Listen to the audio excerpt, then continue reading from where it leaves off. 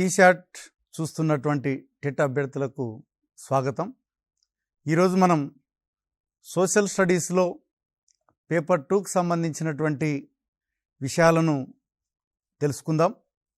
ముఖ్యంగా మనము జాగ్రఫీలో తీసుకున్నట్లయితే సూర్యపుటము, వర్షపాతము రకాలు, శీతోష్ణ స్థితి, అదేవిధంగా యూరప్, ఆఫ్రికా, భారతదేశం, తెలంగాణ రాష్ట్రాల్లో ఉన్నటువంటి భౌగోళిక స్వరూపాలు, అదేవిధంగా ఈ యొక్క భారతదేశంలో ఉన్నటువంటి నివాసాలకు సంబంధించి ఈరోజు మనం తెలుసుకునేటువంటి ప్రయత్నం చేద్దాం. మరి మొట్టమొదట మీరు గమనించండి, ఈ యొక్క డైవర్సిటీ ఆన్ ద ఎర్త్, భూమి వైవిధ్యము అన్నటువంటిది ఈరోజు మనం తెలుసుకోబోతున్నాం. సౌరశక్తి, సూర్యపుటము, శీతోష్ణ స్థితి, వర్షపాతము రకాలు, యూరప్, ఆఫ్రికా, భారతదేశము, తెలంగాణ భౌగోళిక స్వరూపాలు, ధ్రువ ప్రాంతాలు, అదేవిధంగా నివాసాలకు సంబంధించి తెలుసుకునేటువంటి ప్రయత్నం చేద్దాం. మరి దీంట్లో మొట్టమొదట మనం తీసుకున్నట్లయితే సౌరశక్తి, సూర్యపుటం. ముఖ్యంగా మనకందరికి తెలుసు, సూర్యుడు శక్తి వనరు.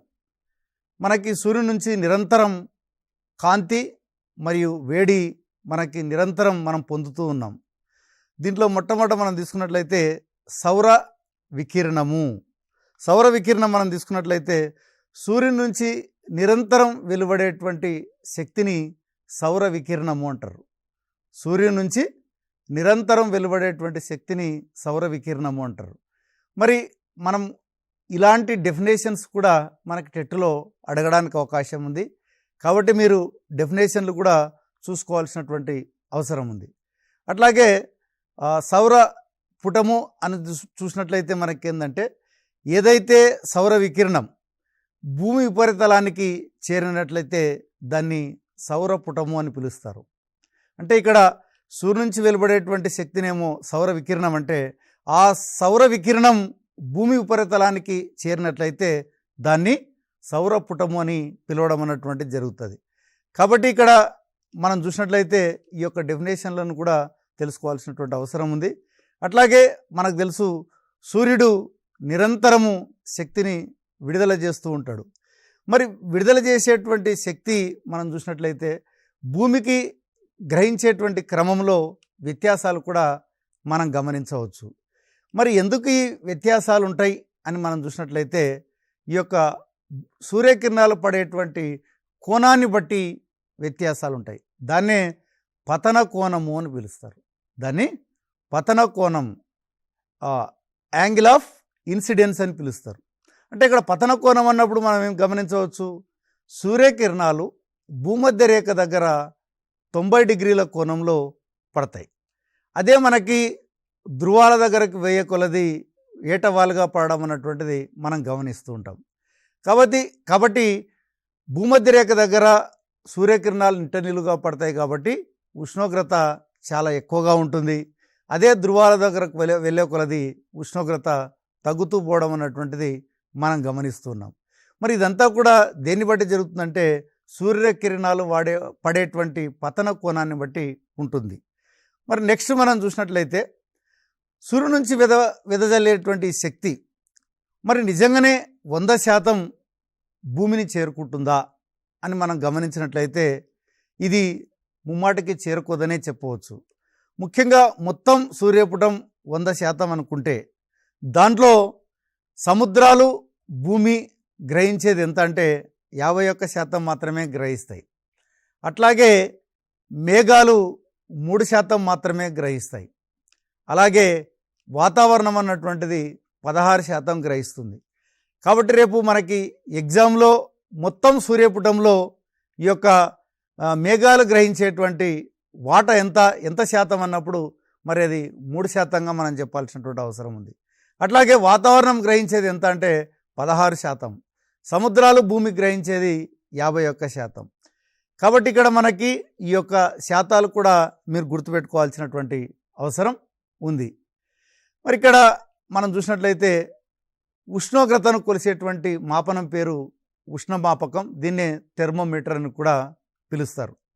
మరి ఇక భూమి మీద మొట్టమొదట మనం గమనించినట్లయితే ఏంటంటే హైయెస్ట్ ఉష్ణోగ్రత ఎక్కడ నమోదైంది అని మనం గమనించినట్లయితే 1922 జూలై లిబియాలో 57.8 డిగ్రీ సెల్సియస్ హైయెస్ట్ ఉష్ణోగ్రత ఇక్కడ నమోదు కావడం అన్నటువంటిది జరిగింది. కాబట్టి భూమి మీద నమోదైనటువంటి అతి ఎక్కువ ఉష్ణోగ్రత ఎంత అంటే 57.8 డిగ్రీ సెల్సియస్. మరి అతి తక్కువ ఉష్ణోగ్రత ఎక్కడ నమోదై ఉంది అని మనం చూసినట్టయితే 1983లో జూలైలో అంటార్కిటికా ఖండంలో -89.2 డిగ్రీ సెల్సియస్ నమోదు కావడం అన్నటువంటి జరిగింది. కాబట్టి ఇది మనకు కూడా టెట్లో చాలా ఇంపార్టెంట్. ఎందుకంటే అత్యధిక ఉష్ణోగ్రత అత్యల్ప ఉష్ణోగ్రత ఎక్కడెక్కడ నమోదైనాయని అడగడానికి అవకాశం ఉంది. కాబట్టి మీరు వీటిని చూసుకోవాల్సినటువంటి అవసరం ఉంది. ఇక మనం చూసినట్లయితే మరి ఇక్కడ శీతోష్ణ స్థితి వర్షపాతంతో ముడిపడినటువంటి అంశాలు మనకి శీతోష్ణ స్థితి వాతావరణం అన్నటువంటి దాని కింద మనం చూడవచ్చు. ముఖ్యంగా వాతావరణము అని మనం చూసినట్టయితే ఒక ప్రదేశంలో, ఇక్కడ కూడా మనం డెఫినేషన్ బాగా గమనించండి, ఒక ప్రదేశంలో ఒక కాలాన్ని బట్టి అక్కడ ఉన్నటువంటి ఇది ఆర్ద్రత, అదేవిధంగా అవపాతం కానివ్వండి, వాతావరణ పీడనం కానివ్వండి, అదేవిధంగా ఈ యొక్క ఏది ఆర్ద్రత, అవపాతము, అదేవిధంగా వాతావరణ పీడనము, వీటన్నిటి యొక్క స్థితిని ఏమంటారంటే వాతావరణము అని పిలవడం అన్నటువంటి జరుగుతుంది. ఈ వాతావరణం అన్నటువంటిది ఎప్పుడు కూడా మారుతూ ఉంటుంది. ఉదయం ఉన్నటువంటి వాతావరణం మధ్యాహ్నం ఉండకపోవచ్చు, మధ్యాహ్నం ఉండేటువంటి వాతావరణం సాయంత్రం ఉండకపోవచ్చు. కాబట్టి ఇక్కడ వాతావరణం అన్నటువంటిది చాలా స్వల్పకాలానికి సంబంధించినటువంటిది. అదే మనకి శీతోష్ణ స్థితి తీసుకున్నట్లయితే ఇది చాలా దీర్ఘకాలానికి సంబంధించినటువంటిది. ముఖ్యంగా వాతావరణ అంశాలతో పాటు ఇక్కడ మనం గమనించాల్సింది ఏంటంటే శీతోష్ణ స్థితి వాతావరణటువంటి అంశాలను దాదాపు 30 లేదా అంతకంటే ఎక్కువ సంవత్సరాలు ఆ యొక్క పరిస్థితిని గమనించి ఆ ప్రదేశం యొక్క శీతోష్ణ స్థితిని యొక్క నిర్ణయించడం అన్నటువంటిది జరుగుతుంది. కాబట్టి శీతోష్ణ స్థితి అన్నటువంటిది చాలా దీర్ఘకాలికమైనది, వాతావరణం అన్నటువంటిది చాలా స్వల్పకాలికమైనది. కాబట్టి ఒక సంవత్సరంలో కానీ ఏదైనా మార్పులు సంభవించినాయంటే అవి తాత్కాలికమే, కానీ శీతోష్ణ స్థితిలో మార్పులు మనం చాలా దీర్ఘకాలిక సంబంధించిదిగా గుర్తుపెట్టుకోవాల్సినటువంటి అవసరం ఉంది. అందుకనే మనం శీతోష్ణ స్థితి మనం చూస్తున్నాం. భూమధ్యరేఖ ప్రాంతంలో ఉష్ణమండలం అని పిలుస్తున్నాం, అదే ధ్రువ ప్రాంతాల దగ్గర ధ్రువమండలం అని పిలుస్తున్నాం. ఎందుకు? అక్కడ ఉన్నటువంటి ఈ యొక్క వాతావరణ అంశాలైనటువంటి పీడనం కావచ్చు, ఆర్ద్రత కావచ్చు, అదేవిధంగా ఉష్ణోగ్రత కావచ్చు, అవపాతం కావచ్చు, వీటన్నిటి ఆధారంగా ఒక ప్రదేశం యొక్క వాతావరణం కానీ శీతోష్ణ స్థితిని కానీ నిర్ణయించడం అన్నటువంటిది జరుగుతుంది. మరి ఇక్కడ మనకి చూసినట్లయితే ఈ వాతావరణంలో ఉన్నటువంటి ఉష్ణోగ్రత, వర్షపాతం, వీటన్నిటిని కొలిచేటువంటిది ఏంటంటే క్లెమోగ్రాఫ్. అంటే మీ క్లెమోగ్రాఫ్ ద్వారా ఒక ప్రదేశం యొక్క యావరేజ్ టెంపరేచర్, యావరేజ్ రెయిన్ఫాల్ని మనం తెలుసుకోవడానికి అవకాశం ఉంది. ఈ యొక్క క్లెమోగ్రాఫ్ ద్వారా ఒక ప్రదేశం యొక్క సగటు ఉష్ణోగ్రత, సగటు వర్షపాతాన్ని తెలుసుకోవచ్చు. కాబట్టి ఇక్కడ సగటు వర్షపాతము, సగటు ఉష్ణోగ్రతను తెలిపేటువంటిది ఏంటంటే మనకి క్లెమోగ్రాఫ్లు. కాబట్టి ఇది కూడా మనకి ఎగ్జామ్లో ఎక్కువ అడగడానికి అవకాశం ఉంది. అదేవిధంగా మనం చూసినట్లయితే ఏంటంటే శీతోష్ణ స్థితిని ప్రభావితం చేసే అంశాలు ఏవి? దీంట్లో ముఖ్యంగా అక్షాంశము, భూమికి నీటికి గల సంబంధము, ఎత్తు, ఉపరితల గాలి ప్రసరణ. ఇక్కడ మనకి ఎగ్జామ్లో సాధారణంగా అడిగేటువంటి ప్రశ్న ఏముందంటే ఈ క్రింది వానిలో శీతోష్ణ స్థితిని ప్రభావితం చేయని అంశం ఏది అని అడుగుతూ ఉంటాడు. చేయని అంశం అన్నప్పుడు మనం ఏం చేయాలి? అక్కడ అక్షాంశం ఉంటుంది, రేఖాంశం ఉంటుంది, ఎత్తు ఉంటుంది, భూమికి నీటికి గల సంబంధం ఉంటుంది. కాబట్టి ఇక్కడ మనం ఆన్సర్ దేనిగా పెట్టాల్సి ఉంటుంది? రేఖాంశం పెట్టాల్సి ఉంటుంది. కాబట్టి ఈ యొక్క శీతోష్ణ స్థితిని ప్రభావితం చేయని అంశం ఏదంటే రేఖాంశం. మరి శీతోష్ణ స్థితిని ప్రభావితం చేసేటువంటి అంశాలు మనం తీసుకున్నట్లయితే అక్షాంశాలు చెప్పవచ్చు. మనకు తెలుసు భూమిని రెండుగా విభజిస్తున్నటువంటి రేఖ భూమధ్య రేఖ. ఈ యొక్క భూమధ్య రేఖకు ఇరువైపులా మనం తీసుకున్నట్లయితే ఇక్కడ ఎక్కడైతే సూర్యకిరణాలు నిలువుగా పడతాయో అక్కడ ఉష్ణోగ్రత ఎక్కువగా ఉంటుంది, అంటే భూమధ్య రేఖ ప్రాంతం దగ్గర ఉష్ణోగ్రత ఎక్కువగా ఉంటుంది. అదేవిధంగా మనకి 23.5 డిగ్రీల నుంచి 66.5 డిగ్రీల అక్షాంశాల మధ్య మనకు తీసుకున్నట్లయితే సమశీతోష్ణ మండలం ఉంటుంది. అదేవిధంగా 66.5 డిగ్రీల ఆర్కిటిక్ వలయం నుంచి ధ్రువ ప్రాంతం వరకు మనకు ధ్రువ మండలంగా చెప్పవచ్చు. అంటే ఇది ఎలా చెప్పగలుగుతున్నాం? ఆ ప్రదేశం యొక్క అక్షాంశాలను బట్టి మనం ఆ ప్రదేశం యొక్క శీతోష్ణ స్థితిని అంచనా వేయవచ్చు. అట్లాగే భూమికి నీటికి గల సంబంధం కూడా మనం ప్రభావితం చేయాల్సినటువంటి అవసరం ఉంది. ముఖ్యంగా మనం చూసినట్టయితే ఏంటంటే భూమి త్వరగా వేడెక్కుతుంది, త్వరగా చల్లారుతుంది. అదేవిధంగా నీరు నిదానంగా వేడెక్కుతుంది, నిదానంగా చల్లారుతుంది. ఈ వ్యత్యాసమే మరి శీతోష్ణ స్థితిని ప్రభావితం చేస్తుంది. మనందరికి తెలుసు, మనకి ఈ యొక్క ఎండాకాలంలో మనకు తీసుకున్నట్లయితే ఏదైతే సముద్ర తీరానికి బాగా దూరంగా ఉన్నటువంటి ప్రదేశాలు ఈ యొక్క వేడిగా ఉండడం అన్నటువంటిది గమనించవచ్చు. అదేవిధంగా సముద్ర తీర ప్రాంతాల్లో కొంత చల్లగా ఉండడం అనేది గమనించవచ్చు. ఎందుకంటే సముద్రం నుండి వీచేటువంటి గాలులు తీరాన్ని తాకడం వల్ల కొంత చల్లగా ఉండడానికి అవకాశం ఉంది. కానీ అక్కడ కూడా హ్యూమిడిటీ అనేటువంటిది చాలా ఎక్కువగా ఉండడం అన్నటువంటిది కూడా గమనించవచ్చు. కాబట్టి ఈ యొక్క భూమికి నీటికి మధ్య గల సంబంధం మనం తీసుకున్నట్లయితే ఈ యొక్క త్వరగా చల్లబడడం, త్వరగా వేడెక్కడం అన్నటువంటి ఒక ప్రక్రియ, నిదానంగా వేడెక్కడం, నిదానంగా చల్లడం అన్నటువంటి ప్రక్రియ ద్వారా మనకి ఈ యొక్క శీతోష్ణ స్థితిలో మార్పులు మనం గమనించవచ్చు. అట్లాగే ఒక ప్రదేశం యొక్క ఎత్తు కూడా శీతోష్ణ స్థితిని ప్రభావితం చేస్తుంది. మనకు తెలుసు, ఏదైతే సరే ఎత్తుకు పోయే కొలది ఉష్ణోగ్రత తగ్గుతుంది. ఎందుకు ఆ రకంగా జరుగుతుంది? చాలామందికి డౌట్ రావచ్చు. ఎప్పుడైనా సరే సూర్యుడి నుంచి వెలువడేటువంటి కిరణాల ద్వారా ఎప్పుడు వాతావరణం వేడెక్కదు. అది కేవలం భూమి వేడెక్కిన తర్వాత భూమి రిలీజ్ చేసేటువంటి భూ వికిరణం అన్నటువంటి ప్రక్రియ ద్వారా మాత్రమే ఈ యొక్క వాతావరణం అన్నటువంటిది వేడెక్కడం అన్నటువంటిది జరుగుతుంది. కాబట్టి భూమిని ఆనుకొని ఉన్నటువంటి పొరలో ఎక్కువ ఉష్ణోగ్రత ఉంటుంది, అది పైకి వెళ్ళే కొలది ఉష్ణోగ్రత తగ్గడం అన్నటువంటిది కూడా జరుగుతుంది. కాబట్టి ఇక్కడ మనం గమనించాల్సింది ఏంటంటే ఎత్తుకు పోయే కొలది మనకు ఉష్ణోగ్రత తగ్గుతుంది. అట్లాగే మనకి ఉపరితల గాలి ప్రసరణ మనకు తెలుసు, ఈ యొక్క గాలి ఎప్పుడు కూడా అధిక పీడన ప్రాంతం నుంచి అల్పపీడన ప్రాంతానికి వీస్తూ ఉంటుంది. కాబట్టి ఇక్కడ పీడనంలో వ్యత్యాసాల వల్ల కూడా మనకి ఈ యొక్క శీతోష్ణ స్థితిలో కూడా మార్పులు గమనించవచ్చు. ఎక్కడైతే అధిక పీడనము ఉంటుందో అక్కడ ఈ యొక్క గాలి ఎక్కువ మటుకు వేడెక్కి పైకి వెళ్ళడం అన్నటువంటిది జరుగుతుంది. ఆ ప్లేస్ని ఆక్రమించడానికి అధిక పీడన ప్రాంతం నుంచి గాలులు వీయడం అన్నటువంటిది జరుగుతుంది. కాబట్టి ఈ రకంగా కూడా మనం చూసినట్లయితే ఈ యొక్క శీతోష్ణ స్థితిలో మార్పులు మనం గమనించవచ్చు. మరి ఇక్కడ వర్షపాతాలు కూడా మనం తీసుకున్నట్లయితే 3 రకాలైనటువంటి వర్షపాతాలు ఉన్నాయి. ముఖ్యంగా సంవహన వర్షపాతము, పర్వతీయ వర్షపాతం, దీన్నే ఓరోజెనిక్ వర్షపాతం అని కూడా పిలుస్తారు. అదేవిధంగా మూడవది చక్రీయ వర్షపాతం అంటారు. ఇది ముఖ్యంగా తుఫాను, అల్పపీడన ద్రోణి వల్ల వచ్చేటువంటి చక్రీయ వర్షపాతం. దీంట్లో సంవహన వర్షపాతం మనం గమనించినట్లయితే ముఖ్యంగా ఇది చాలా నార్మల్గా ఎండాకాలంలో జరిగేటువంటి ప్రక్రియ. ఇప్పుడు మనం గమనించినట్లయితే ఏదైతే భూ పరివేష్టిత ప్రాంతాలు ఉంటాయో ఎండాకాలంలో ఏమైతాయంటే ఎక్కువగా వేడెక్కడం అన్నటువంటిది జరుగుతుంది. ఎక్కువగా వేడెక్కుతుంది కాబట్టి ఆటోమేటిక్గా మనకి ఏమవుతుంది అంటే వేడెక్కినటువంటి గాలి పైకెళ్ళి అక్కడ అల్పపీడనం అన్నటువంటిది ఏర్పడడం అన్నటువంటిది జరుగుతుంది. అందుకనే ఇదే టైంలో సముద్రాల్లో అధిక పీడనం అన్నటువంటిది ఉండడం అన్నటువంటిది జరుగుతుంది. అందుకనే మనకేం జరుగుతుందంటే ఈ యొక్క ఎండాకాలం ఈ యొక్క జూన్ 1 ఆ రకంగా వచ్చేటప్పటికి మన భారతదేశానికి మనం చూస్తున్నాం, ఈ యొక్క హిందూ మహాసముద్రం నుండి ఈ యొక్క పవనాలు మనకి ఈ యొక్క అరేబియా సముద్రం గుండా ఒక శాఖ, అదేవిధంగా బంగాళాఖాతం గుండా ఒక శాఖ భారతదేశంలోనికి ప్రవేశించి మనకి వర్షపాతం ఇవ్వడం అన్నటువంటిది జరుగుతుంది.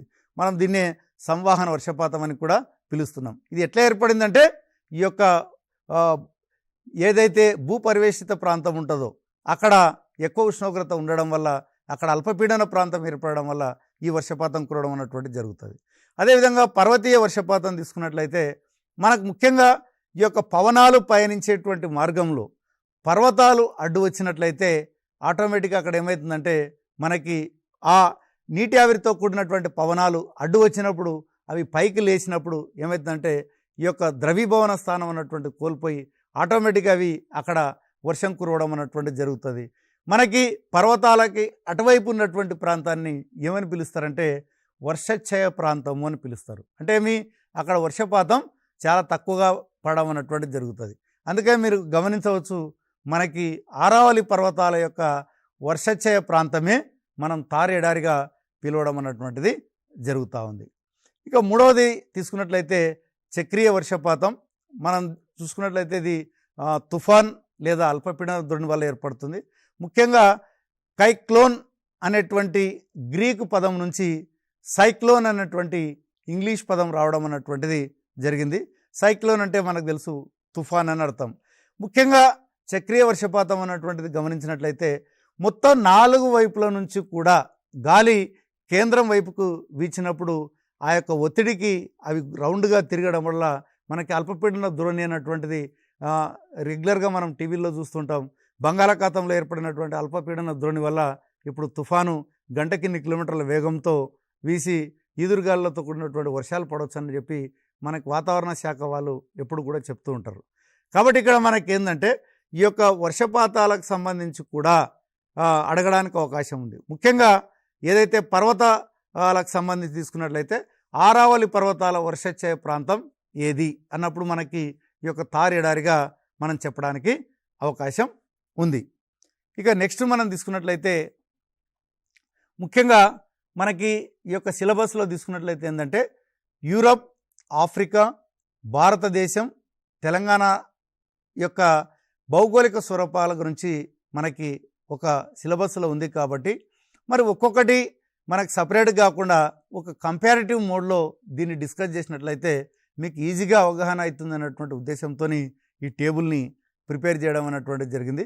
ఒకసారి టేబుల్ని తెర మీద గమనించండి. ముఖ్యంగా భౌగోళిక స్వరూపం అంటే ఆయా ఖండాలకు, దేశానికి, రాష్ట్రానికి ఉన్నటువంటి సరిహద్దులను ఒక్కసారి మీరు గమనించండి.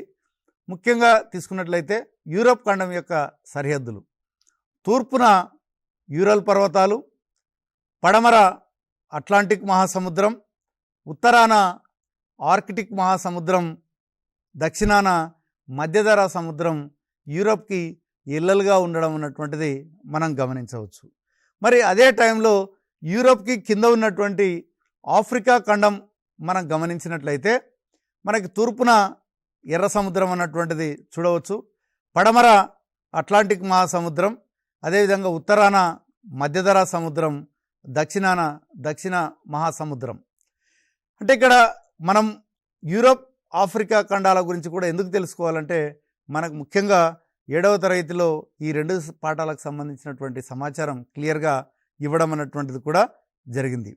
మరి దీనికి భారతదేశానికి సంబంధించి మనం తీసుకున్నట్లయితే తూర్పున చైనా, మయన్మార్, అదేవిధంగా పడమర అరేబియా సముద్రం, ఉత్తరాన హిమాలయ పర్వతాలు, దక్షిణాన హిందూ మహాసముద్రం అన్నటువంటిది మనం చెప్పవచ్చు.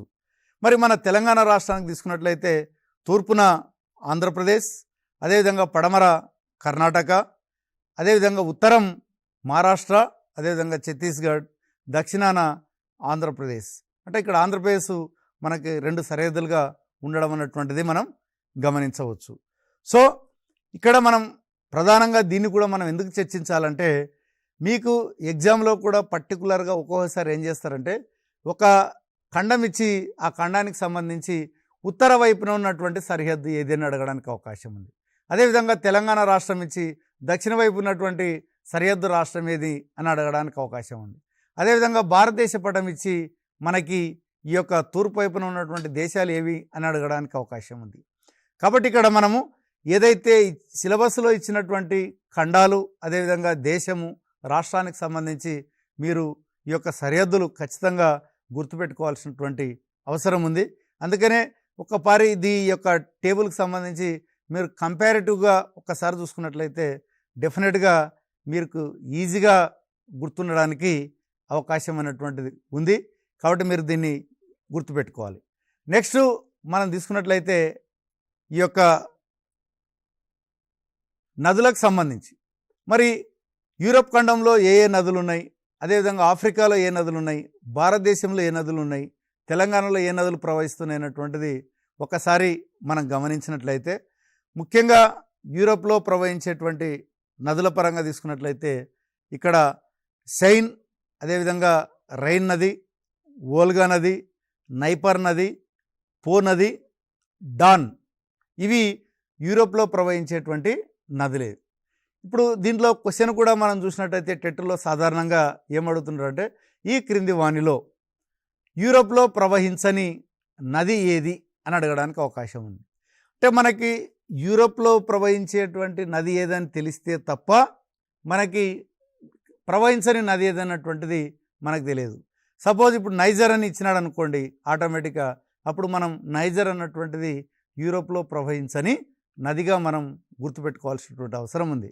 కాబట్టి ఇక్కడ మనం సైన్, రైన్, వోల్గా, నైపర్, పో, డాన్ అన్నటువంటివి యూరోప్లో ప్రవహించేటువంటి నదులు. అదేవిధంగా ఆఫ్రికాకు సంబంధించి కూడా తీసుకున్నట్లయితే niger, Chad, Volta, Congo, Zambezi, Nile నది, ఇవి ముఖ్యంగా ఆఫ్రికాలో ప్రవహించేటువంటి ముఖ్యమైనటువంటి నదులు. ఇక్కడ కూడా సేమ్ క్వశ్చన్ అడగడానికి అవకాశం ఉంది. అందుకనే నదులు ఏ ఖండంలో ఏవి ప్రవహిస్తున్నాయనేటువంటిది కూడా మనకి తెలియాల్సినటువంటి అవసరం ఉంది. ఆఫ్రికాలో ప్రవహించే నది ఏది అని అడగడానికి అవకాశం ఉంది. మనకు చాద్ అని ఇచ్చినాడు అనుకోండి, మనకు మిగతా అన్నీ కూడా యూరోప్ ఖండంలోని ఇవ్వచ్చు, లేదంటే మన భారతదేశంలోని కూడా ఇవ్వచ్చు. అంటే పర్టికులర్గా ఆఫ్రికా ఖండానికి సంబంధించినటువంటి నదులు, అదేవిధంగా యూరోప్ ఖండానికి సంబంధించినటువంటి నదులు, భారతదేశానికి సంబంధించినటువంటి నదులు, ఇవి అన్నీ కూడా మీకు తెలియాల్సినటువంటి అవసరం ఉంది. మరి మన భారతదేశం యొక్క నదులు తీసుకున్నట్లయితే మనందరికీ తెలుసు, ప్రధానంగా గంగా, సింధు, బ్రహ్మపుత్ర, గోదావరి, కృష్ణ, ఇవి మహానది, ఇవి ప్రధానంగా మనకి ముఖ్యమైనటువంటి నదులు. అదేవిధంగా తెలంగాణలో తీసుకున్నట్లయితే గోదావరి, కృష్ణ, మంజిరా మనకి ప్రధానమైనటువంటి నదులుగా మనం చెప్పవచ్చు. అంటే ఇక్కడ ఎందుకు ఈ నదులు కూడా మనం భౌగోళిక స్వరూపాల్లో గుర్తుపెట్టుకోవాలంటే టెట్లో ఇలాంటి ప్రశ్నలు ఎక్కువగా అడగడానికి అవకాశం ఉంది. అంటే కనీసం ఈ యొక్క భౌగోళిక స్వరూపం మీద ఐడియా ఉందా లేదా అన్నటువంటిది కూడా ఎక్కువగా మనకి తెలుసుకోవడానికి అడగడానికి అవకాశం ఉంది. నెక్స్ట్ మనం తీసుకున్నట్లయితే ముఖ్యంగా మరి ఆయా ఖండాల్లో కాలాలకు సంబంధించి కూడా ఒకసారి తెర మీద గమనించండి. ముఖ్యంగా మరి మన భారతదేశంలో ఉన్నట్టుగానే యూరోప్లో కూడా మనం కాలాల పరంగా తీసుకున్నట్లయితే అక్కడ మనకి 4 కాలాలు గమనించవచ్చు. ముఖ్యంగా చలికాలం అన్నటువంటిది నవంబర్ నెలలో రావడం అన్నటువంటిది జరుగుతుంది. అక్కడ వసంతకాలం అన్నటువంటిది మార్చి నెలలో రావడం అన్నటువంటిది జరుగుతుంది. వేసవికాలం జూన్ నుంచి ఆగస్టు, శరత్కాలం సెప్టెంబర్, అక్టోబర్ నెలల్లో మనకి ఉన్నాయి. అంటే మన భారతదేశంతో పోలిస్తే అక్కడ ఒక కాలం అదనంగా ఉండడం జరిగింది. కానీ మనం ముఖ్యంగా ఈ యొక్క వర్షాకాలాన్నే మనం ఇక్కడ యూరోప్లో తీసుకున్నట్లయితే మనకి ఏది వేసవి కాలము, శరత్కాలం కలిసి మనం ఏం చేస్తున్నామంటే వర్షాకాలంగా పిలుచడం అన్నటువంటిది జరుగుతుంది. మన దగ్గర మనం చలికాలము అన్నప్పుడు మనం నవంబర్, డిసెంబర్, జనవరి, ఫిబ్రవరి వరకు మనం తీసుకోవడం అన్నటువంటిది జరుగుతుంది. అదే మనం వేసవికాలం ఉన్నప్పుడు మార్చ్, ఏప్రిల్, మే అదే వేసవికాలంగా తీసుకుంటున్నాం. అదే మనం వర్షాకాలంకి వచ్చేటప్పటికి ఏంటంటే ఇక్కడ కూడా మనం జూన్ నుంచి సెప్టెంబర్ ఏమో మనకి నైరుతి ఋతుపవన కాలం అని చెప్తున్నాం. అదేవిధంగా ఈ యొక్క అక్టోబర్, నవంబర్కి వచ్చేటప్పటికి ఏంటంటే ఈ యొక్క ఈశాన్య ఋతుపవన కాలం అని చెప్పడం అన్నటువంటిది జరుగుతుంది. కాబట్టి ఇక్కడ ప్రధానంగా కాలాల పరంగా తీసుకున్నట్లయితే యూరోప్లో 4 కాలాలు చెప్పవచ్చు, మన భారతదేశంలో 3 కాలాలుగా మనం చెప్పవచ్చు. ఇదే పరిస్థితి మన తెలంగాణ కూడా వర్తించడం అన్నటువంటిది జరుగుతుంది.